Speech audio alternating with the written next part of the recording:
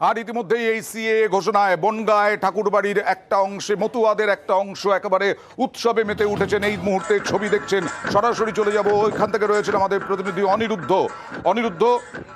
কি বলছেন মতুয়াদের একটা অংশ, তারা কি বলছেন আজকে এই সিএ কার্যকর হওয়ার পর তাদের কতটা ইতিবাচক বলে মনে হচ্ছে?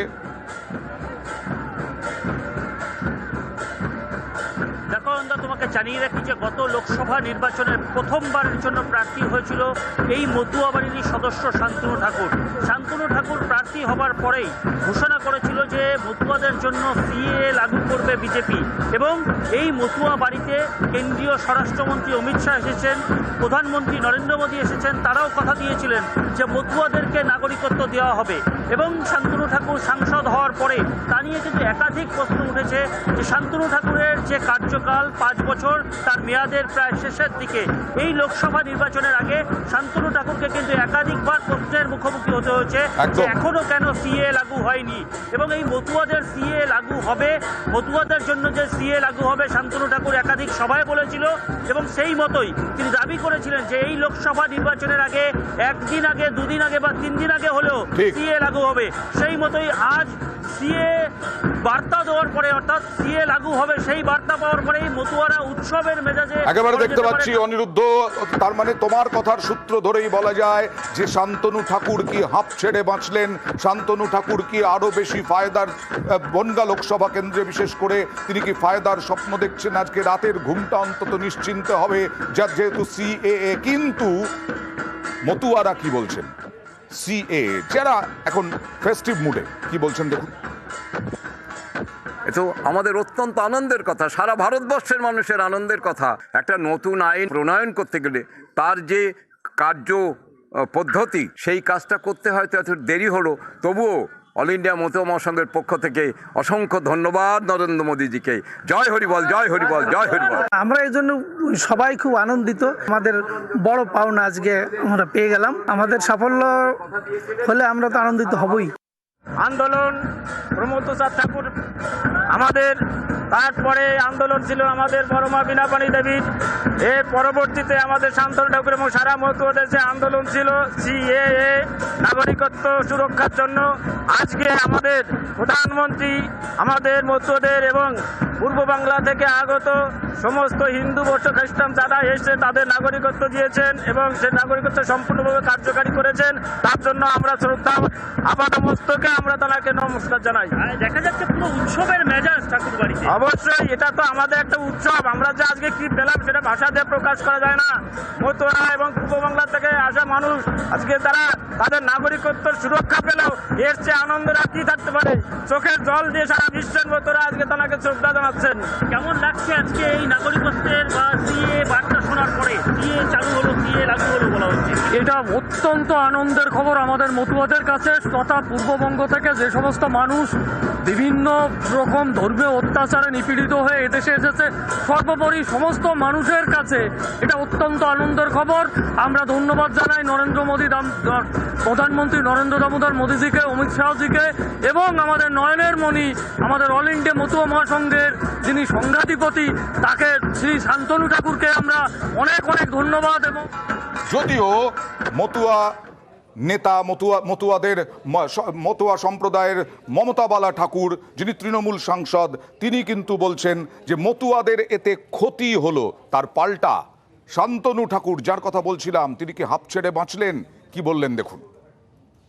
অল ইন্ডিয়া মতো মহাসংঘ আমরা বসবো, বসার পরে আমরা সিদ্ধান্ত নেব সমগ্র মতো সমাজকে আমরা ডেকে যে আজকে এটা যদি করা হয় তাহলে আমাদের যে কতটা ক্ষতিগ্রস্ত হবে সেটাকে নিয়ে আমরা চিন্তা ভাবনা করে আমরা রাস্তায় নামবো। দরকার হয়, প্রয়োজন হলে আমরা ধর্নায় বসবো।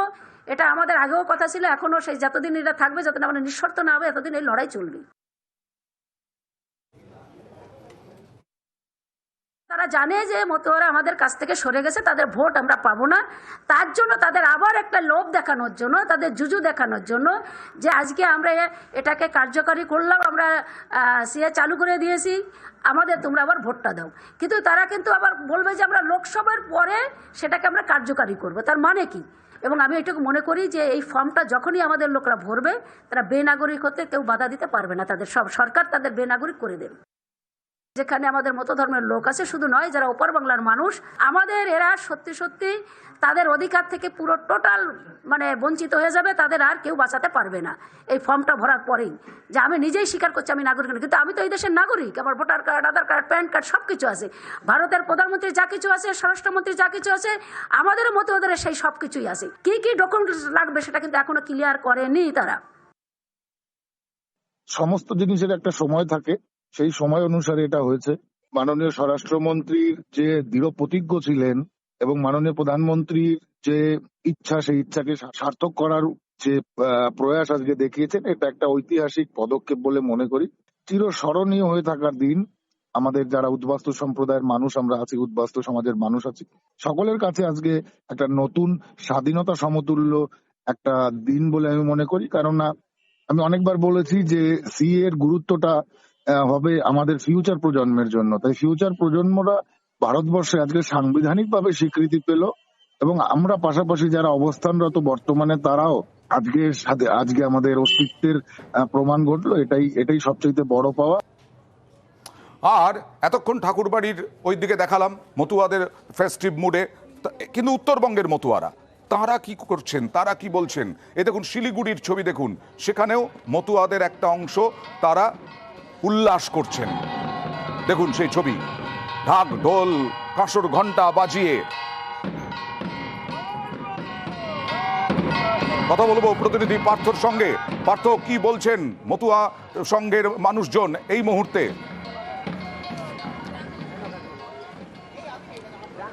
দেখো, তাদের সঙ্গে নিশ্চয়ই কথা বলবো। অর্থাৎ দীর্ঘ প্রতীক্ষিত এই সিএ কিন্তু অবশেষে আজ কার্যকর করলো কেন্দ্র, কিছুক্ষণ আগেই তা কার্যকর হয়েছে এবং সেই খবর শোনা মাত্রই কিন্তু শিলিগুড়িতেও মতুয়া সম্প্রদায়ের লোকেরা তারাও কিন্তু উচ্ছ্বাসে রাস্তায় নেমে এসছে। রীতিমতো কাঁসর ঘন্টা নিয়ে, ঢোল নিয়ে তারা কিন্তু রাস্তায় নেমে এসে। আমরা তাদের সঙ্গে সরাসরি কথা বলবো। কতটা খুশি আপনার আজকের এই সিদ্ধান্ত? আমাদের খুশিটা আমরা ভাষায় ব্যক্ত করতে পারছি না, কেননা আমরা দীর্ঘ রাজনৈতিক শিকার হয়ে এসেছি এই মতুয়া সমাজের মানুষ। কেননা আমরা পশ্চিমবঙ্গে যখন 2011-তে খেলা দল পরিবর্তন, রাজনৈতিক পরিবর্তন হয়, তার আগে বর্তমান মুখ্যমন্ত্রী 2004 সালে বিধানসভায় এই সিএএ এনআরসির জন্য তার ডকুমেন্টস বিধানসভার বুকে ছুড়ে দিয়েছিলেন। কিন্তু উনি যখন ক্ষমতায় আসলেন তখন এই মতুয়া সমাজের ভোটের আশীর্বাদেই ক্ষমতায় আসলেন, কিন্তু মতুয়া সমাজকে প্রত্যাখ্যান করলেন।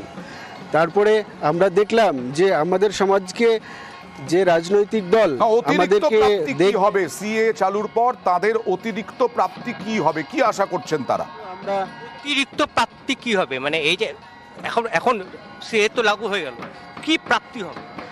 অতিরিক্ত প্রাপ্তি এটা হবে যে আমাদের যে আগামী প্রজন্ম আছে তারা নির্দ্বিধায় ভারতবর্ষে বসবাস করতে পারবে এবং তাদের ভবিষ্যৎটা সুদৃঢ় হবে। ভারতবর্ষের আমাদের যে পশ্চিমবঙ্গের যদি আমরা সীমানা দেখি, পার্শ্ববর্তী আছে বাংলাদেশ, নেপাল, ভুটান, এখান থেকে প্রচুর পরিমাণে অনুপ্রবেশ ঘটছে। এবং আমাদের যারা পূর্বপুরুষ অবিভক্ত বাংলায় ছিলেন, ভারতে ছিলেন, তারা দেশভাগের পর আমরা এই দেশে আসার পর আমরা আমাদের ন্যূনতম অধিকারটুকু পাইনি। এই আমাদের মতুয়া সমাজের মানুষের বসবাস দেখবেন, যেখানে বৈদ্যুতিক খুঁটি নেই সেখানে, যেখানে রাস্তা শেষ সেখানে, অর্থাৎ আমাদেরকে ডিভাইড অ্যান্ড রুলের মাধ্যমে যখন পূর্ব বাংলা থেকে আমাদের এই ভারতবর্ষে আনান করা হয়, এখানে বঞ্চিত হয়েছেন, এরকমটাই অভিযোগ করছেন তারা।